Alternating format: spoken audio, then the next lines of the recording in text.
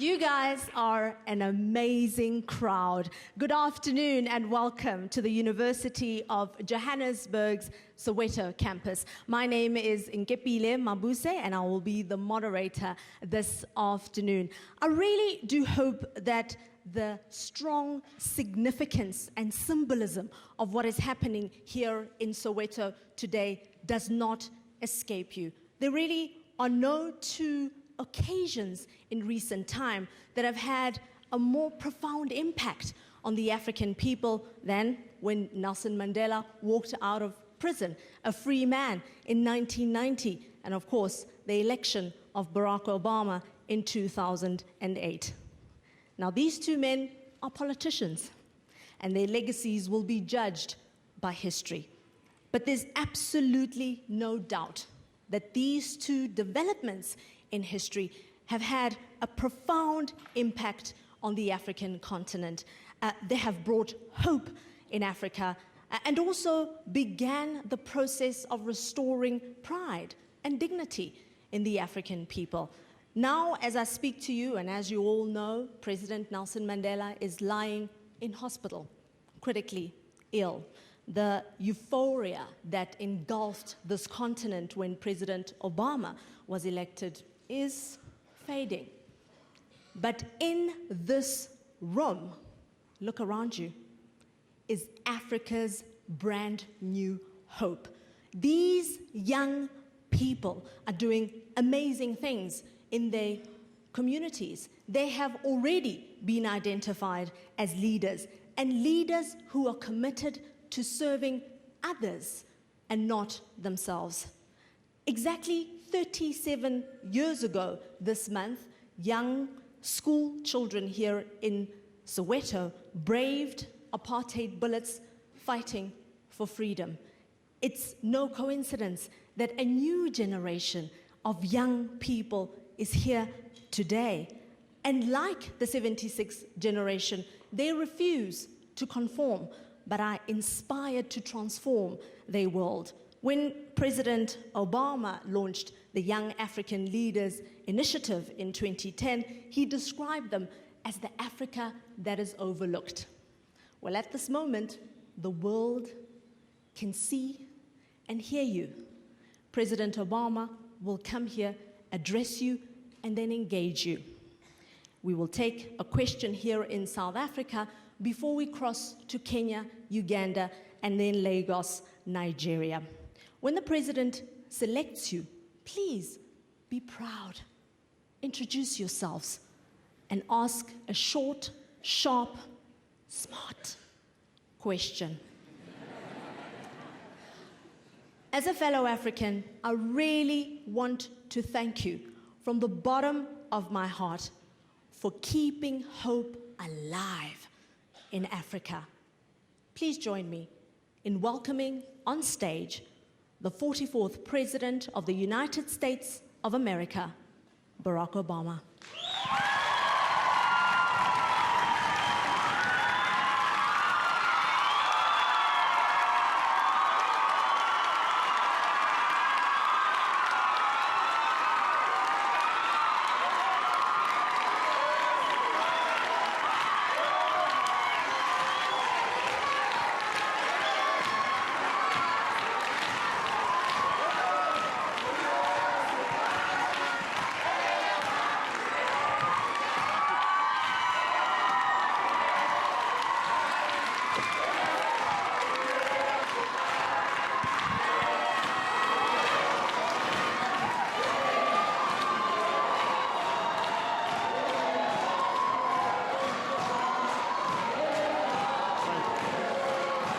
Hello, everybody.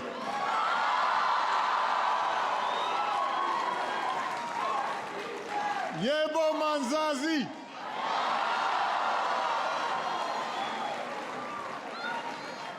It is wonderful to be back in South Africa. Everybody have a seat. Everybody have a seat. Relax. Yeah, I'm excited too.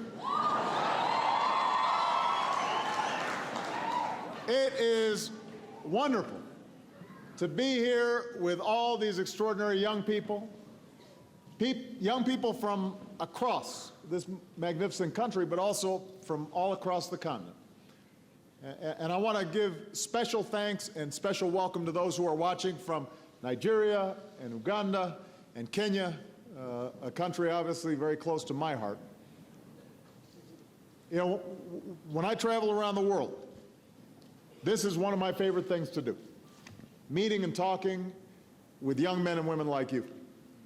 And our format today, this town hall, is a long-standing tradition in America, and I get asked all sorts of things. I remember one event, a person asked a question that's often on a lot of people's minds when I show up, where's Michelle? Sometimes people ask me, you seem to have gotten so old since you were elected. What happened? So this format can be a little humbling, but it energizes me because it gives me a chance to hear from you directly, what you're thinking, what you care about, what your vision is. And I'm making this trip to Africa because I believe this is a region on the move. Even as this continent faces great challenges, and they are great, and we can't paper over them or pretend that those challenges don't exist. Even as too many Africans still endure tremendous hardship and great injustice, there is, as the song says, a new Africa, more prosperous, more confident, taking its place on the world stage. And one of the reasons is because of your generation. And it's fitting that we've gathered here in Joburg, in Soweto, because here we learn that history is in our hands. Not far from here, in Orlando West, two young men came of age who would transform this nation and inspire the world. Nelson Mandela and Desmond Tutu.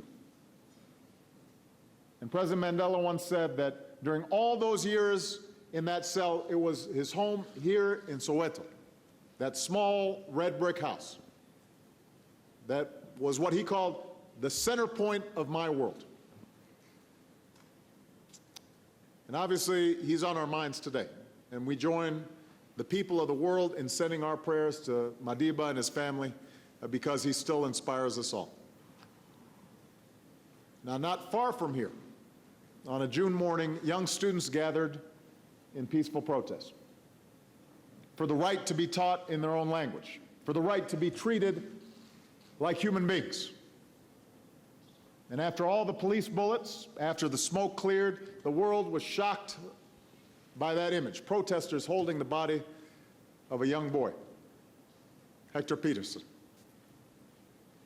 And what a powerful tribute it is to Hector's sacrifice and to all who struggled that we can gather here today in a free South Africa, at a university that serves all South Africans. And I know the story of Soweto inspires you in your lives, but keep in mind it inspired me too. The uprising here helped open my mind to a broader world and to our responsibilities to choose between fairness and injustice, between right and wrong. And as a senator, during my first visit to South Africa, I was able to go to Hector Peterson's memorial and pay tribute to an African boy who moved the world. And humbled by the sacrifices of all who've gone before us so that we can stand here as free men and women, I'm honored to return to Soweto now as President of the United States of America.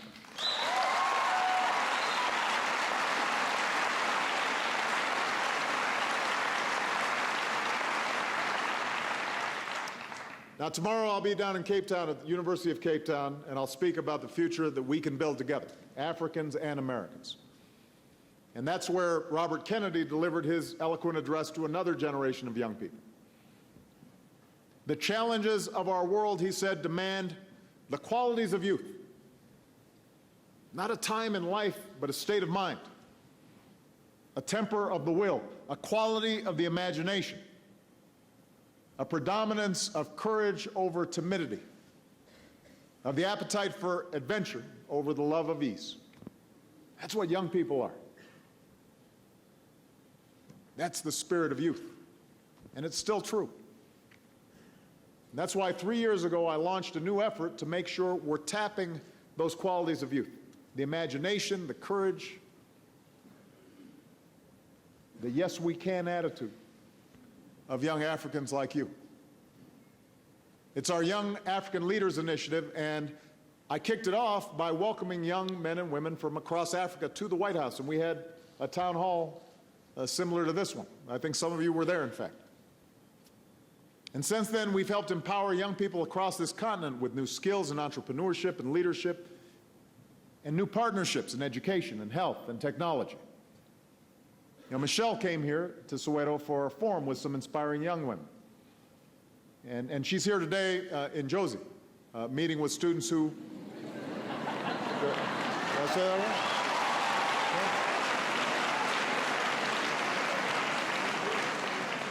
Yeah. Meeting with students who, like you, are going to determine the future of your countries. So today, I'm proud to announce a significant expansion of this initiative. We're launching a new program that's going to give thousands of promising young Africans, like you, the opportunity to come to the United States and develop your skills at some of our best colleges and universities.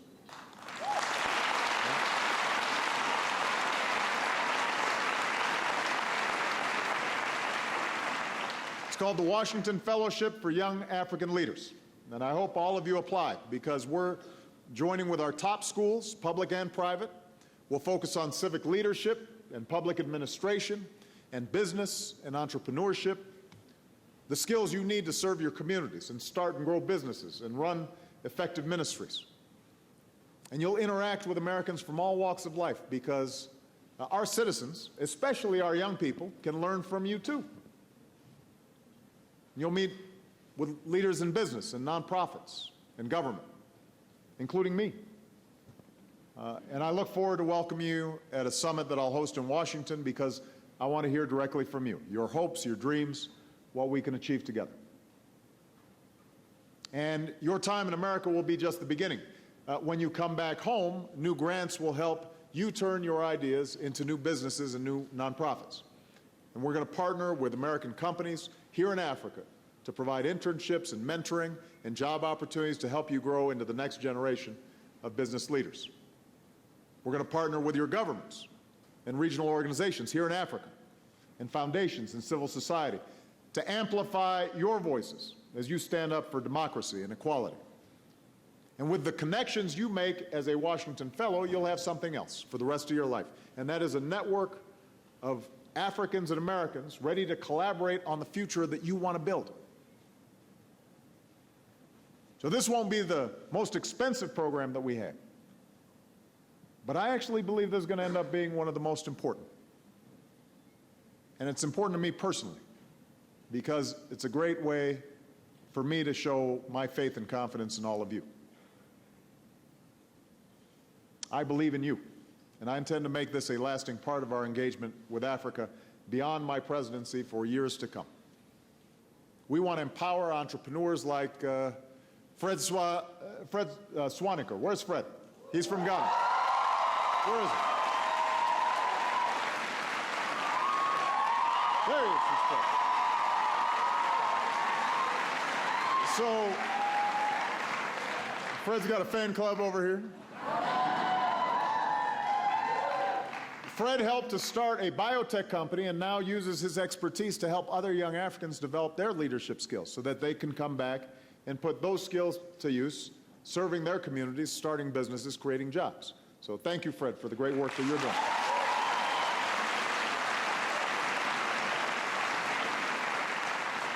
We want to empower citizens like Khadija Patel. Where's Khadija? Where's Khadija?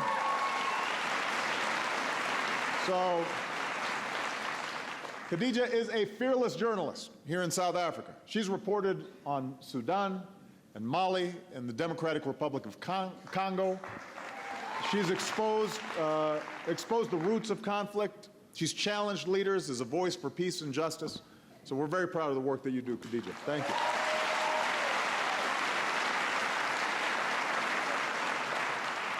We want to empower advocates like Jacob Jabari. Where's Jacob? Right here.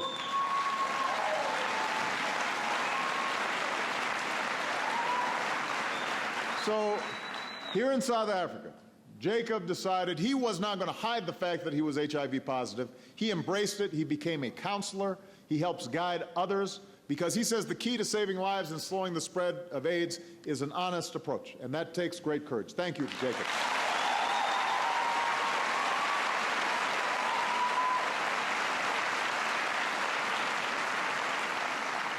And we want to empower women like Lebu Bogipane. Lebu.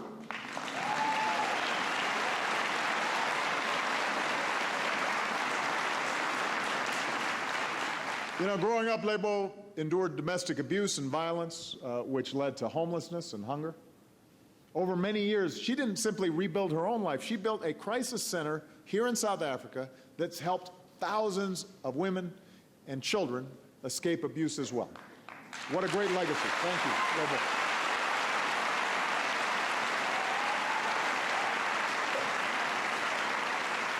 So, building the future that you seek, realizing the vision that you have, not just for your own countries, but for the world, it will not be easy. It will not be easy. But as you go forward, I want you to think of the man who's in our prayers today. Think about 27 years in prison. Think about the hardships and the struggles and being away from family and friends. Reflecting on his years in prison, Nelson Mandela wrote that there were dark moments that tested his faith in humanity, but he refused to give up. And he said, "I'm fundamentally an optimist. Whether it comes from nature or nurture, I cannot say. Part of being optimistic is keeping one's head pointed towards the sun, one's feet moving forward. So in your lives, there will be time to test your faith. But no matter how old you grow, I say to all of you today, don't lose those qualities of youth. Your imagination, your optimism, your idealism. Because the future of this continent is in your hands. And if you keep your head pointed towards the sun and you keep your feet moving forward, I promise you will have no better friend and partner than the United States of America." Thank you very much, everybody. Thank you. Thank you.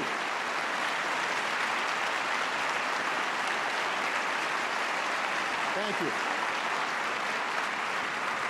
So now I get to do what I really want to do, which is to hear from you. So why don't we open up for questions, and I understand that we've got somebody from South Africa here, perhaps. Yes, the plan is to get somebody here in Soweto before we move across to other parts of the continent. Okay. The choice is yours, Mr. President. Well, this is a good-looking group. Let me. I'm going to call on this young lady right here. Introduce yourself. Good afternoon, President Obama. My name is Musa. I'm an attorney, and I'm passionate about telecoms in Africa. My question is, the African Growth and Opportunities Act, the term expires in 2015, and I understand that there's a bill which provides for an extension to 2019. Do you think this bill will be passed? And if it isn't passed, what do you think the impact will be on small states in Africa that are benefiting, such as Lesotho and Togo? It's a great question. By the way, what kind of law are you practicing? Oh, right now I actually do cross-border African work. Excellent. Yeah, M&A work. Fantastic. For those of you who are not as familiar with it, the program we call AGOA is basically a trade arrangement that allows probably 95% of goods from Africa to come into the United States without tariffs, duty-free. And as a consequence, it obviously gives African exports a greater advantage. And the whole idea is that, historically, if you look at the relationship between Africa and the rest of the global market, dating back to colonial days, the idea was somehow that raw materials get sent somewhere else. They get produced somewhere else or refined somewhere else. Sometimes they're sold back to Africa, but the jobs, the value, the profits are all someplace else. And we graduated from those colonial times to the idea of aid, which continues to be critically important. There are parts of Africa where right now people just need food, or right now people just need medicine. And it is the obligation of wealthier nations to help deliver that food or that medicine. But everywhere I go in Africa, what's very clear is people want to break out of a dependency trap. The idea is not that Africa somehow should be the ward of some other country. What we need is an Africa that is building, manufacturing, creating value, inventing, and then sending those products around the world and receiving products in return in fair terms of trade. And if we do that, then there's no reason why Africa cannot succeed. So part of what I'm trying to highlight during this trip is the enormous opportunities for an Africa that is intimately integrated into the world market. I want small and medium-sized businesses and entrepreneurs and startups here in Africa to see their potential not just in the local market, but to be able to sell goods and services all around the world, and to bring those profits back to Africa and reinvest in Africa and hire Africans. And so as part of that, we want to make sure that the United States is a critical trading partner. And by the way, we're not doing it out of charity. We're doing it because if Africa is doing well, then now we've got a market of people who want to buy more iPads and Boeing airplanes and all the good stuff that we sell, right?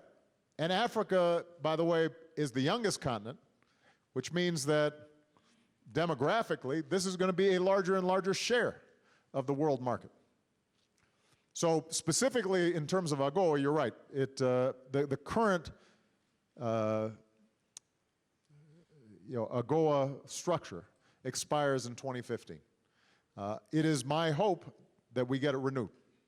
Now, what I mentioned to President Zuma today, and I said this at a press conference, is that we will have to engage in some negotiations to find ways to both improve what we're currently doing, but also to reflect on the fact that South Africa is becoming more and more successful. And that U.S. businesses, in order for me to get it through Congress in the United States, U.S. businesses have to feel as if they're getting a level playing field relative to, for example, some of the European companies who are able to operate here, because there's a free trade agreement between Europe and the United States. But I'm confident that with good negotiations that we should be able to get it done.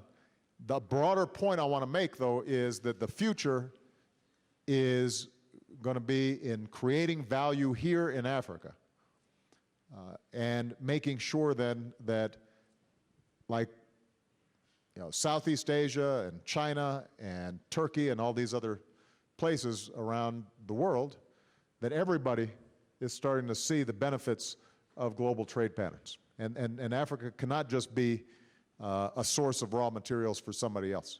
It has to be a source of the kinds of products and services and imagination that is going to be the future of the 21st century. All right? Thank you. So, we have a young person in Kenya who has a question for you. Kenya, you ready? There we go. Kenya, you ready? There we go. Kenya, you ready? Indeed. Thank you, South Africa. You are watching us broadcasting to you live from Nairobi here in Kenya's capital.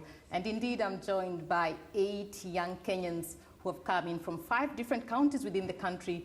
Quite excited. I think I speak for all of them when I say that indeed it's an honor to be able to engage with you, Mr. President, well, directly during this program. And I'll just get right to it and give an opportunity for one of the Kenyans who is with me here in studio to be able to ask a question to you, Mr. President. Margaret, you have the floor now. Thank you, Catherine. Jambo, habari yako, Bwana President. We are honored to be with you live today this afternoon from Nairobi, Kenya. Our question to you really is, given the recent shift of trade ties of Kenya to the east, how does this impact on American foreign policy towards Kenya? And does the ICC indictment of our president and his deputy prevent the US from engaging with Kenya both politically and economically? In addition, Mr. President, many Kenyan youth would like to know what are your thoughts and plans on youth empowerment and the devolved structure of governance to Kenya? Thank you. Now, Mr. President, as you prepare to respond to that question, I'm sure you're alive to the fact that there has been a lot of speculation in the Kenyan media and also in the social media over your reasons for not visiting Kenya on your second tour of Africa. Maybe if you recall in an interview that you did have with this channel, that is way back on 1st of June 2010, you did a promise that during your tenure as President of the United States of America, you will be touring Kenya. Well, will you still keep your word on that?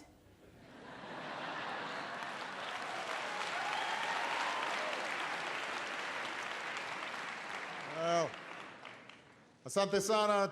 It's wonderful to see all of you.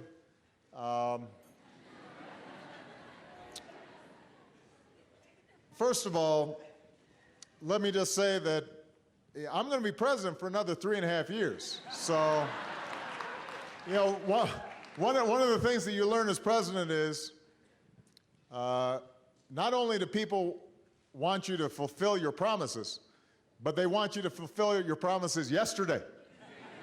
And you know, part of the reason that I wasn't able to visit Kenya this time is I've been to Kenya multiple times,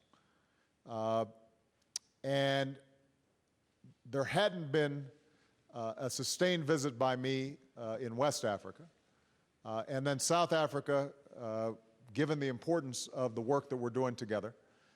Tanzania is a country I hadn't visited before, so I was trying to spread the wealth a little bit in terms of my visit. But what's also true, I won't deny, is that Kenya just had an election. I was very proud to see the restraint in which the election was held. We did not see a repeat of the violence that we saw in the last election. But with the new administration, that's also having to manage some of the international issues around the ICC, I did not think it was the optimal time for me to visit. But as I said, I've got 3.5 years. So if in 3 years and 7 months I'm not in Kenya, then you can fault me for not following through on my promise. You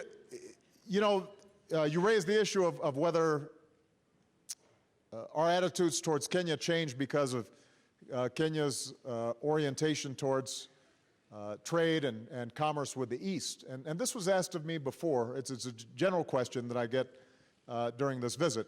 People saying, well, you know, China's here a lot, and you know, is this what's motivating America to want to be more involved? And I want to make 2 points. First of all, our commitment to Africa is based on our belief in Africa's promise and Africa's future, and we want to be part of that future. Second of all, I think everybody should be involved in Africa.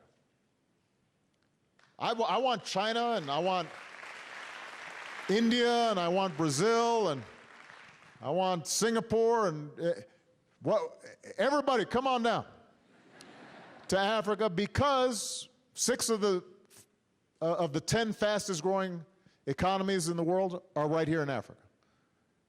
You are seeing a shift inside of Africa in which a commitment to democracy and transparency is beginning to take hold. Yeah, I just visited Senegal, where President Sall has embarked on a reform agenda, including, by the way, shortening his term from 7 years to 5 years. And a belief that, for example, members who join the government need to disclose their assets, just basic measures that can help to root out corruption. And so when you start seeing these changes, everybody should be excited about wanting to do business here in Africa and doing business with Kenya. Now, what I said during a press conference today, I want to repeat, which is I want to make sure that as countries come to Africa, that it's benefiting Africans. So if somebody's building a road here in Africa, make sure they're hiring some Africans. If there's going to be manufacturing taking place of raw materials, locate some of those plants here in Africa. And so I do want to make sure that whoever you're dealing with, and as you enter into government and business, whoever you're dealing with, making sure that you're getting a good deal that's benefiting the people here and can help to spur on broad-based development. And hopefully that's the kind of relationship that you'll be able to develop with the United States of America. And that's the kind of relationship I want Kenya to have with every country on earth. We're in a global economy with a global supply chain. And I don't want Africa to continually just be at the bottom of the supply chain. You produce the raw materials, sold cheap, and then all the way up the chain, somebody else is making the money and creating the jobs and the value. So part of what your generation's challenge will be is making sure that, first of all, you have a transparent, accountable, non-corrupt, open government, because economic development is not going to happen in the absence of that kind of certainty. That's what businesses want. They don't want to have to pay a bribe just to get phone lines installed in their business. They don't want to have to hire somebody's cousin just to open a business.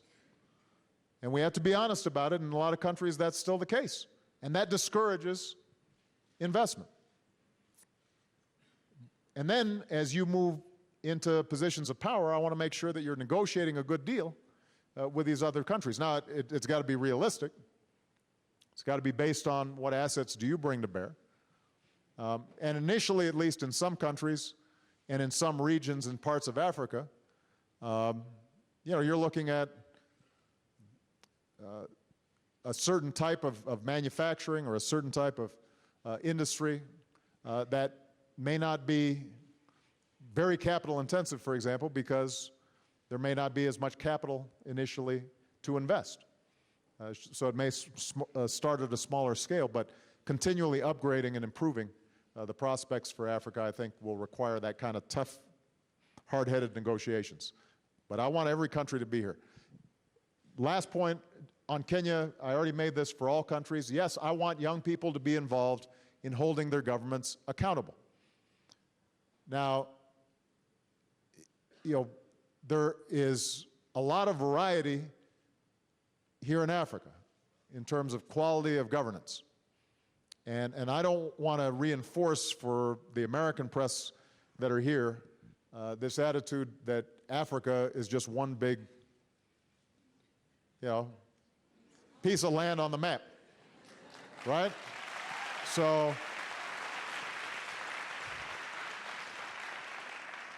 there's a lot of variation. Some countries are doing great work when it comes to accountability and democracy and an active civil society and a free press and freedom of assembly. And some countries are not doing as well. But what's exciting right now is you're starting to see more and more a norm, a standard take hold in Africa, And young people, I think especially, have high expectations about how government should function, and it should function for the public good, not for the benefit of just a few. And people should be able to speak their mind, and they should be able to organize without fear of retribution. And they should be able to cast a ballot without problem. And South Africa, I think, has been a great model. This is one of the greatest legacies of Nelson Mandela, is to show that through a commitment to the Constitution and rule of law and equal treatment for all people, that a country can prosper despite a tragic history. And the same should be true in Kenya, which is why I was heartened that the process of the last election at least did not result in chaos. And that should be true for every country. And President Zuma said something important today at the press conference, and I'm going to see what we can do to work with them. The African Union, I think, is trying to create sort of a peer review system so that it's not just the United States coming in and lecturing some African country that's not observing democracy. It's fellow Africans who are saying, what are you doing? You know, why are you suppressing your people? Why are you throwing political dissidents in jail? Why are you blocking people's ability to organize new political parties? And when peers are organizing in that fashion, then slowly standards get raised and new norms are established. And all of you can be at the forefront of that. So, thank you, Kenya. Thank you. We are going to stay in East Africa and take a question from Kampala, Uganda. Hello from Kampala in Uganda, the Pearl of Africa, as we're known. I am Nancy Kachingira, a news presenter with NTV Uganda. And Uganda is a very youthful nation. More than half of our population is actually under the age of 15. I'm here today with a group of vibrant and dynamic young people. And as you can see, they are very excited to be addressing President Obama today and asking him a question. Now, I've had the chance to interact with the young people here today, and they're all great young leaders in their own right. And they all have different backgrounds and different experiences. But I've found that one of the things they do have in common is their passion for a better Uganda and for a better Africa. Mr. President, one of them is now going to ask you a question on behalf of the rest of the group. Hello, Mr. President. It's an honor. My name is Irene Ikomo, and my question comes on behalf of everyone seated here with me. Unfortunately, it's also regarding trade. Mr. President, as young Ugandan leaders, we are looking to the world for equal business partners and commitments, and not necessarily aid. We are not looking for donors. And yet, Mr. President, the policy you've just described right now seems to emphasize help coming in from the US, but emphasizing offering jobs and employment within the countries that they come into. As young leaders, Mr. President, we want to do the businesses at home and be the ones to own our home markets. So how do you, Mr. President, plan on assisting us in reframing the US policy to achieve this vision? Well,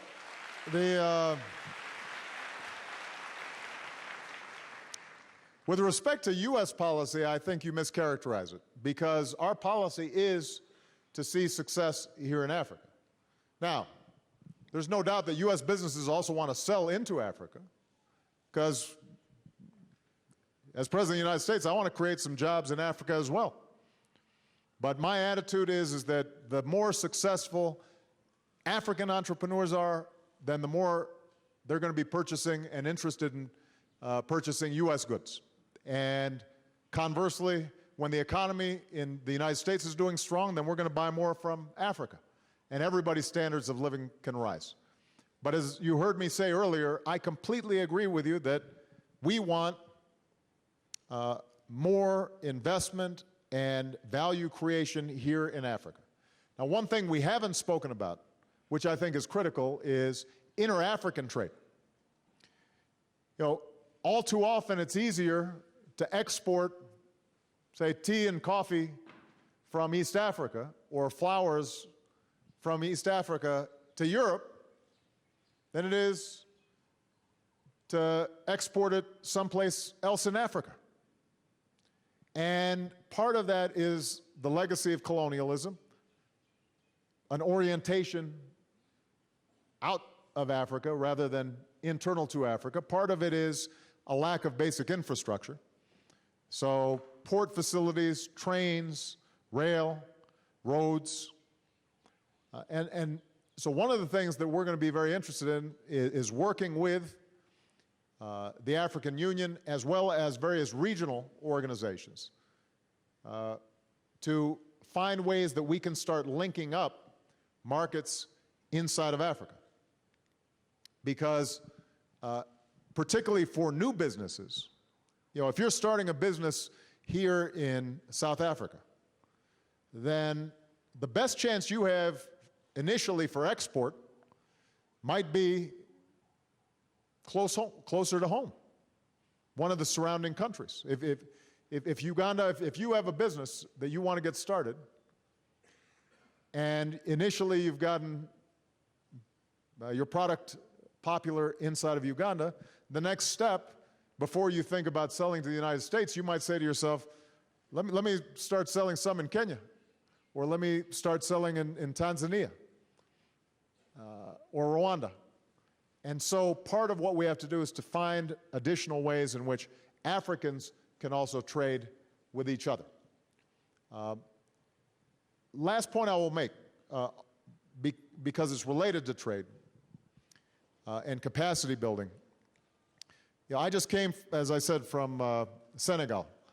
And one of the things that we were featuring was our Feed the Future program and a food security alliance that we're creating here in Africa. And we've already got 9 countries to join, and Senegal just determined that it was going to join as well.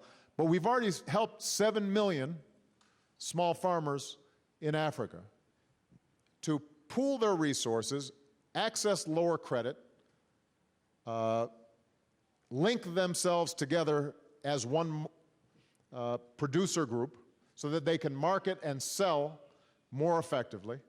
And we've seen those farmers increase their yields and their sales by 10, 20, 30, in some cases 50 or 100%. I met with a young woman farmer who had started off with 1 hectare, now has 16. She has been able to achieve enough growth that she's now bought a tractor. She's hired 8 people. Now, that's not what we ordinarily think of as business or entrepreneurship. But if you think about the number of Africans who are involved in agriculture and giving them the tools where suddenly they're getting better prices for their food, their crops, they've got access to a marketplace, they now are getting enough credit to be able to mechanize their operations. And now suddenly they're able to hire some people in their surrounding villages. You've just suddenly seen a small business grow. And the next step may be then they start doing some small food processing. And next thing you know, now they're suddenly supplying these processed foods to a school. And next thing you know, they're supplying those processed foods to the whole country. And so not every business is going to be an internet business, an app. I know that's where the young people are all, man, I'm just going to create an app. I'm the next Facebook. That's great, and I hope some of you do that.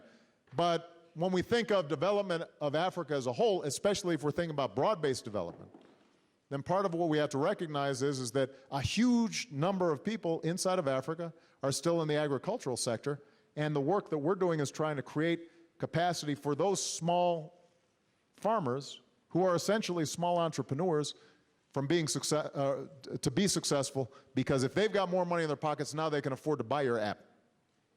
All right? So thank you very much for the question, Uganda. Appreciate it.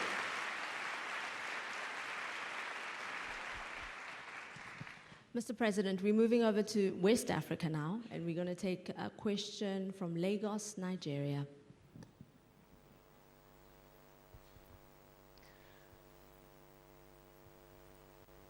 Well, welcome, Mr. President, to Lagos, Nigeria, home to perhaps Africa's biggest youth population. I'm Maokwe Ogun for Channels Television here. And here with me in the studio are a selection of some of Nigeria's brightest and best. And I must tell you, Mr. President, they're mostly women, so you'd better be careful around them. And they say they're on the march, and they have their question ready. Over now to you, Aisha. Good afternoon, Mr. President. My name is Aisha Maina, and I represent 7 other people here. In acknowledging our challenges and our responsibility as the young leaders of Nigeria to accept our challenges and make the difference, we would like to thank you for your support to Nigeria and Africa as a whole. The largest resource in Nigeria is our human capital, and we would like to ask a 2-pronged question. The first is, how can the United States deepen its investment in deploying technology that would develop our vast human capital as well as the education of her youth? My second question is 2-pronged, sorry, Mr. President. Considering how long the war on terror has been on for, would you say that we're winning the war on terror, seeing that there are new terrorist groups developing in Africa, one of which is in Nigeria? Thank you. Well, those are both great questions. Thank you. And before I answer the question, I just want to be clear. I am surrounded by opinionated women in my house all day long. So I've got good practice dealing with strong women. You guys haven't met Michelle, but you've probably seen her on TV. She's not shy. And Malia and Sasha, they're just taken right up after her. So every night at dinner, I'm surrounded. In terms of human capital and young people, I think there is no doubt that the most important investment any country can make, not just an African country, any country can make, is educating its youth and providing them the skills they need to compete in a highly technological, advanced world economy. Countries that do not do that well will not succeed.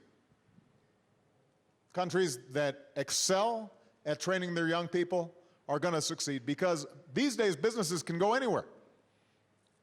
And one of the key criteria for any business is, where can I find outstanding workers? Where can I find outstanding people to manage a plant or manage my sales force? And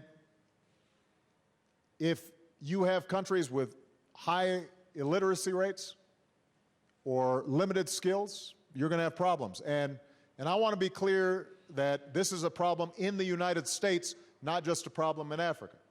One of the main things that I'm spending a lot of time on is trying to push Congress to improve our early childhood education, because it turns out that children are most susceptible to learning between the ages of 0 and 3. And so working with parents, particularly mothers, around reading to their children, proper nutrition, stimulating activities. Then when they get to school, making sure that our schools are prepared and redesigned for today, because a lot of the schools in the United States were first created during the agricultural era and aren't always appropriate for what's required today. And then on into what we call community colleges, which are 2-year colleges or 4-year colleges and universities. Somebody should have told my helicopter to quiet down while I'm talking. Yeah, so across the board, we're having to rethink education and workforce training. And one of the things that we want to do is to partner with a country like Nigeria and identify ways that we can provide direct value added, whether it's in helping to train teachers, helping to incorporate technologies into the education process. So, for example, one of the things that you hear across the continent is because a lot of Africans still live in rural areas, it may be difficult for them to access education and schooling once they get beyond a certain level. Well, are there ways in which we can pipe in, essentially, a university into a rural community? And suddenly you've got the lecturer right there without the same costs or obligation for a young person to take on when they go to travel far away from home in order to study. And so I think that there's some excellent ideas that sometimes we're doing country by country, depending on the country plan. But this is an area where I would love to get more input from young people in terms of what they think would work. And so part of the Young African Leaders Initiative may be to elicit additional ideas from those, particularly those who may be working in education and have a sense of what are the barriers right now for young people in order to succeed. Now, with respect to the so-called war on terror, there's no doubt that we've made some progress in dealing with some extremist groups. For example, core al-Qaeda and bin Laden, that was based in the Fatah area between Pakistan and Afghanistan, that they have been greatly diminished. But what is also true is that in some ways the problem has metastasized. You have more regional terrorist organizations like a Boko Haram in Nigeria, espousing an extremist ideology, showing no regard for human life, and although they may not have the same transnational capacity that some of the earlier organizations did, they're doing great harm in Africa and in the Middle East and in South Asia. People always talk about the terrorist threat to the United States or the West, but the truth of the matter is that the number of people who are killed by terrorist attacks in African countries or in Muslim countries or in South Asia far outstrips any deaths that are experienced by Westerners. It's typically people right there where these organizations are based that are most likely to be killed. When the Kenya embassy bombing happened, the overwhelming majority of people who were killed were Kenyans, not Americans. And so this is not just a problem for us, this is a problem for everybody. Now the question is, how do we address this this problem? It is my strong belief that terrorism is more likely to emerge and take root where countries are not delivering for their people, and where there are sources of conflict and underlying frustrations that have not been adequately dealt with. The danger we have right now, for example, in a place like Somalia, is that it's been 2 generations, maybe 3, since there was a functioning government inside of Somalia. Now, we've started to see actually some progress, in part because of intervention by African nations in Somalia to clear the space, to create the space for governance. But you look at what's happening in Mali, for example, right now. Part of the problem is that you had a weak central government and democratic institutions that weren't reaching out as far into the country as were necessary. And we've got to build those institutions. A lot of what we talked about in terms of responsiveness and governance and democracy, those things become defense mechanisms against terrorism. They're the most important defense against terrorism. So I don't start with the attitude of a military solution to these problems, I think the more that we're giving people opportunity, the more that we're giving people education, the more that we're helping resolve conflicts through regular democratic processes, the less likely they are to take root. Now, having said that, there are some extremist groups that will not compromise or work through a democratic process. And we have to also be realistic about that. And what we want to do is partner with African countries to figure out how we can help. But I promise, this notion somehow that we want to somehow expand our military reach. I was elected to end a war. I've ended one. I'm now in the process of ending another one.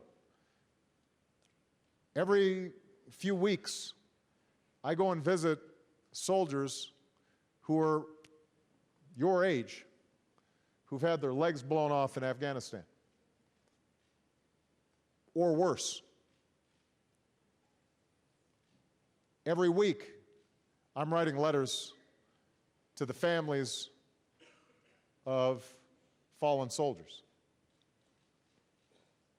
Sometimes I go to Arlington National Cemetery, where our heroes are buried, and I hug those families, and I feel their sobs on my shoulder. Now this idea somehow that, you know, we want to get more involved militarily around the world is simply not true. First of all, it costs a lot of money. And the United States, just like every country around the world, has to think about its budget. And where we intervene, oftentimes it's not very effective, because unless you've got a local population that is standing up against terrorism, we end up being viewed as interlopers and intruders. So in the Africa context, what we want to do is to build African capacity. You know, we want the African Union and other regional organizations to build up the capacity to send in peacekeepers, to be able to nip terrorist cells that may be forming before they start and gain strength. And we can provide advice and training, and in some cases equipment, but we would love nothing more than for Africa, collectively, to say no to extremism, say no to terrorism, to say no to sectarianism, which in the case of Boko Haram, for example, is an example of essentially a religious rationale for this kind of violence. And the United States to be able to step back and worry about selling iPads and planes. That's what we would like to do. But what we won't do is just stand by if our embassy is being attacked or our people are in vulnerable situations. And we expect countries to work with us to try to deal with some of these threats. And there's a global issue. It's not just one related to the United States. Okay. All right.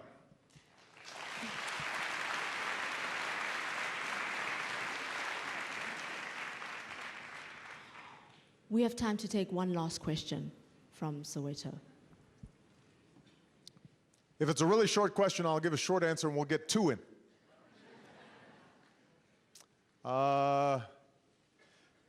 Gentleman right here.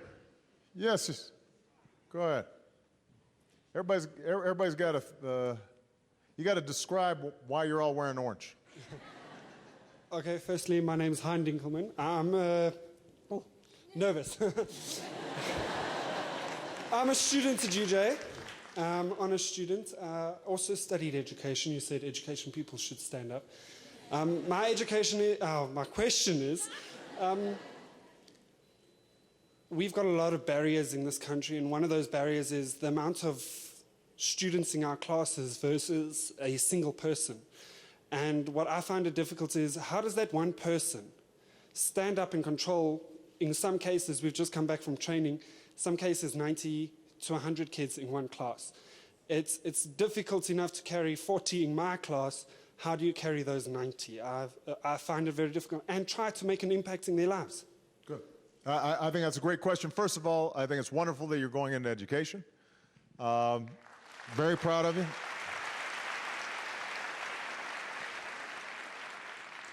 No job more important than educating our young people.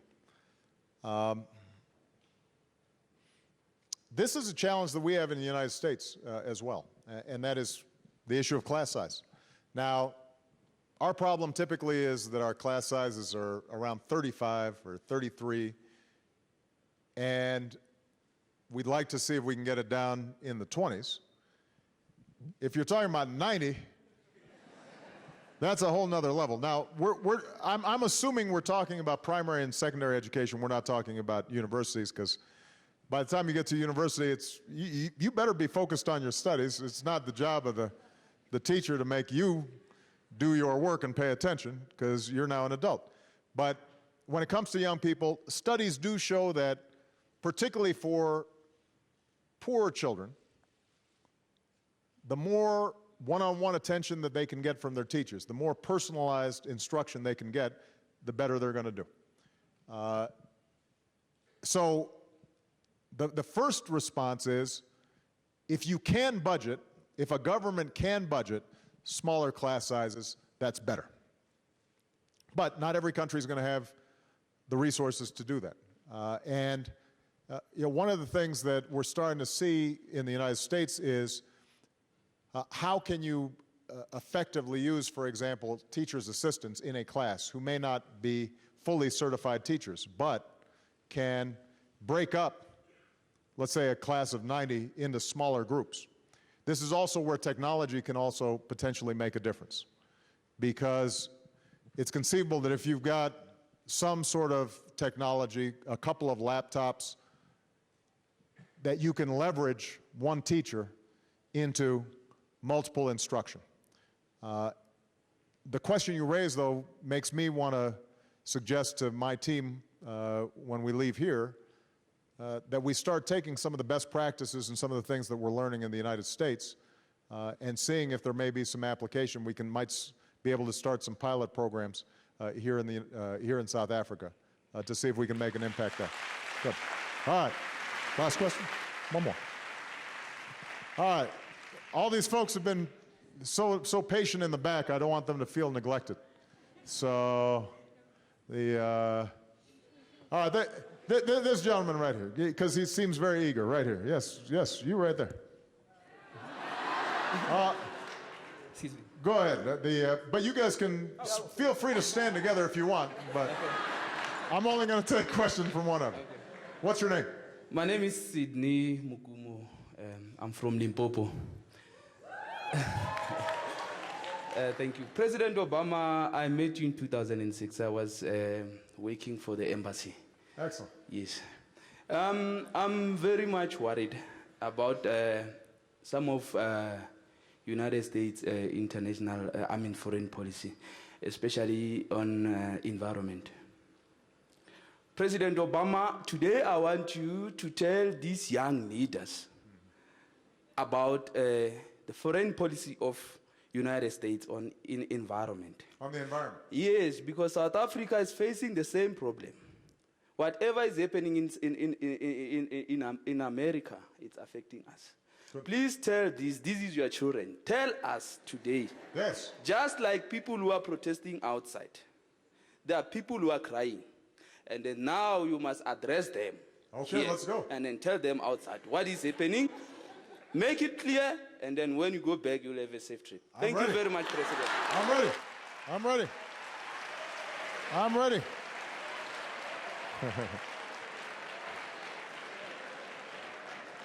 I'll see if I can make it clear.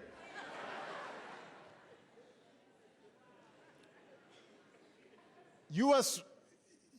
environmental policy is something that I care deeply about. Some of you know I grew up in Hawaii, one of the most beautiful places on earth, and as a child I was just taught to treasure what the earth gives us and to make sure that we leave it for the next generation. And obviously in a country like South Africa with incredible beauty and natural resources, that same mentality about conserving the earth and nurturing it to pass on to future generations, I think applies here just as much as it does in the United States. The biggest challenge we have environmentally, and it is an international challenge that we cannot solve alone, is the issue of climate change. There are other issues, dirty water, dirty air, but the truth is that we've made enormous progress over the last several years, over the last several decades in the United States. And if you come to the United States, environmental quality is pretty good. And internationally, we've promoted policies around how mercury is released into the environment, and how other poisons are released in the environment, and how businesses have to be held to international standards in terms of worker safety. Those are areas where the United States has been at the forefront. We've been at the front of the line, not the back of the line when it comes to those issues. But the existential challenge that we face has to do with a warming planet. And your generation is the one that's going to be most severely affected. Now, the United States and other highly industrialized developed countries over the last 50, 100 years have been pumping up carbon emissions into the atmosphere. And slowly, this has been building up, and it is warming the planet. And we may be reaching a tipping point in which, if we do not solve this problem soon, it will spin out of control and change weather patterns in ways that we can't anticipate, with drought, floods, much more severe natural disasters. And unfortunately, in those situations, it's often poorer countries that are affected the most by these changing climate patterns. So I just gave a speech this past week on what the United States is going to do on our next phase of reducing our carbon emissions. The United States actually reduced our carbon emissions more than any other country since I came into office. I just want to make that point. We doubled fuel efficiency standards on cars. We're investing in clean energy like solar and wind. And we will actually want to share that technology because we think that all countries need to benefit. And part of the opportunity for Africa is to see if we can leapfrog some of the polluting practices of America or Europe and go straight to the clean energy strategies that will allow you to advance economic growth but not corrupt the planet. So we've made progress, but we haven't done enough. And what I did was to say, I challenged the United States. I said, we've got to do more. We're going to start regulating our power plants more efficiently. We're going to make sure that we redouble our efforts to reduce our carbon emissions, and we're setting a goal to meet the agreements that we had both in Copenhagen and in Durban for advanced countries that have a big carbon footprint. But let me make one last point. The United States cannot do it by itself. And the biggest emitter of carbon right now is China. They still have a much lower carbon footprint per person than the United States. But because they have so many people, it's going up rapidly. And Chinese leaders understand this. The same thing that's sending all the carbon into the atmosphere is also making it difficult to breathe in Beijing. So they recognize they've got to come up with a new development model. India is going to have to come up with new development models. Africa, we're going to all have to work together to find ways in which collectively we reduce carbon, but we make sure that there's some differentiation so that countries that are very wealthy are expected to do more, And countries that are still developing, you know, obviously they shouldn't be resigned to poverty simply because, you know, the West and Europe and America got there first. That wouldn't be fair. But everybody's going to have to do something. Everybody's going to have to make some important choices here. And, you know, I expect that it's going to be your generation that helps lead this, because if we don't, it's going to be your generation that suffers the most. Ultimately, if you think about all the youth that everybody's mentioned here in Africa, if everybody's raising living standards to the point where everybody's got a car and everybody's got air conditioning and everybody's got a big house, well, the planet will boil over unless we find new ways of producing energy. And tomorrow, or the next day when I visit Tanzania, I'm actually going to be going to a power plant to focus on the need for electrification, but the need to do it in an environmentally sound way. So let me just close by saying this. This has been an unbelievable conversation. I had a lot of faith in all of you before I came here. Now I have even more faith in you. You guys are all going to do great things. I'll be retired by the time you do them, and so I'll just sit back and watch, and I'll be proud of you. But what I promise you is that the United States government and the American people are going to want to be your partner for the duration of your careers. And I hope all of you, again, apply for the Young African Leaders Initiative. We want to hear from you about how we can work even more effectively with this great continent, because we see a bright future ahead. I hope you've enjoyed it. Thank you, everybody. God bless you. Thank you.